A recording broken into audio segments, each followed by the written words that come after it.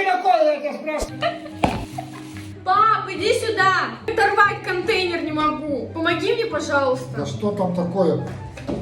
Это что такое, я тебя спрашиваю? Ты что, опять разлила? Мать сейчас придет, бери пылесос, убирай! Зачем? Алиса, включи пылесос.